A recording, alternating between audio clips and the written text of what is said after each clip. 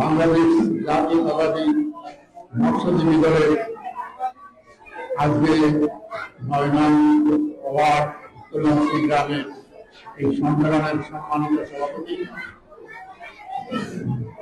এখানে উপস্থিত আছেন আমাদের উপজেলা বিএনপির আহ্বায়ক মজিবুল্লাহ, মৎস্যজীবী দলের উপজেলার আহ্বায়ক ইব্রাহিম খলিল পারভেজ, সদস্য সচিব সহ আমাদের মৎস্যজীবী দল, বিএনপি, যুবদল, ছাত্রদল, স্বেচ্ছাসেবক দল, কৃষক দল, সর্বস্তরের বিএনপির অনুসারী ভাই ও বোনেরা, আপনারা অনেক কষ্ট করে এখানে এসেছেন, অনেক আগ থেকে এখানে অপেক্ষা করতেছেন।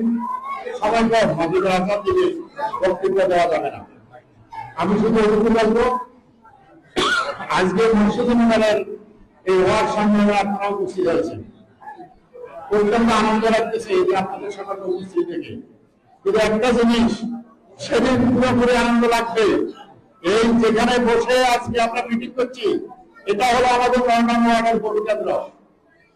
আগামী সংসদ নির্বাচনে, জাতীয় সংসদ নির্বাচনে আমাদের দলের পক্ষ থেকে যাকে নমিনি দিয়েছে আমাদের বিশিষ্ট ব্যবসায়ী, বাংলাদেশের একজন সনাতন ব্যক্তিত্ব জনাব ফখরুল ইসলাম সাহেব, ওনাকে যদি আমরা বিপুল করে এটাকে বিজয়ী করতে পারি তাহলে সবচেয়ে বেশি আনন্দ লাগবে। বন্ধু আমার রাজনৈতিক বক্তব্য দীর্ঘ দেওয়া যায়, কিন্তু আজকে বক্তব্য দেওয়ার সময় নাই। শুধু আমি এটুকু বলবো, যারা মৎস্যজীবী দল করেন, যারা কৃষক দল করেন, যারা শ্রমিক দল করেন, যারা যুব দল করেন, যারা ছাত্র দল করেন, যারা বিএনপি করেন, আপনারা সবাই শহীদ জিয়া পরিবারের সন্তান। আমরা সবাই শহীদ জিয়া পরিবারের অনুসারী। তাই আমাদেরকে আগামীতে শহীদ জিয়া পরিবারকে টিকিয়ে রাখতে হবে। শহীদ জিয়া পরিবারের যে কোনো সিদ্ধান্তকে আমরা মেনে নিতে হবে, কারণ আমরা বিএনপি করি। আজকে বিএনপির বিরুদ্ধে নতুন করে অনেক পায়, তারা অনেক কথাবার্তা আসছে। কি আসছে? বিএনপি চাঁদাবাজি করে, বিএনপি লালসা করে। যদি কেউ পারে তাকে আমি দীক্ষা জানাই, কিন্তু আমি এগুলো বলবো, আগামী নির্বাচনে বিএনপি যদি বিজয়ী হয়ে ক্ষমতায় আসে, কোন সাদা মাছকে বিএনপিতে স্থান দেওয়া হবে না। কোন সুবিধাবাদী, কোন স্বৈরাচারী মানসিকতার কোন ব্যক্তিকে বিএনপিতে স্থান দেওয়া হবে না।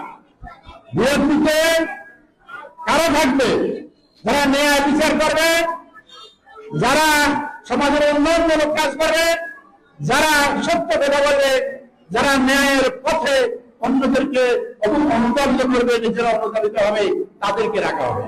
বন্ধুরা আমার, আজকে মৎস্যজীবী দলের কমিটি ঘোষণা করবে এখানে, যাদেরকে দায়িত্ব দিবে তাদের কাছে অনুরোধ থাকবে। আমাদের মা বোনরা এখানে এসেছে অনেকে, আমি শুধু এটুকু বলবো, প্রত্যেক বাড়ি বাড়িয়ে গিয়ে ভাই শিশুর পক্ষে আপনারা মানুষকে সংগঠিত করবেন, মা বোনকে সংগঠিত করবেন, তাহলে আমাদের বিজয় নিশ্চিত হবে ইনশাআল্লাহ।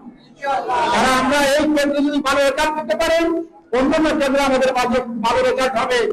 পরিশেষে আমি শুধু এটুকু বলবো, আজকে এখানে আমাকে নিমন্ত্রণ দিয়ে মৎস্যজীবী দলের ওয়ার্ডের যে অনুষ্ঠানে অংশ করতে পেরেছে, এই জন্য আমি তাদেরকে আন্তরিক ধন্যবাদ জানাই। কারণ আমাকে যদি তারা নিমন্ত্রণ না দিত তাহলে আমি এখানে আসতে পারতাম না।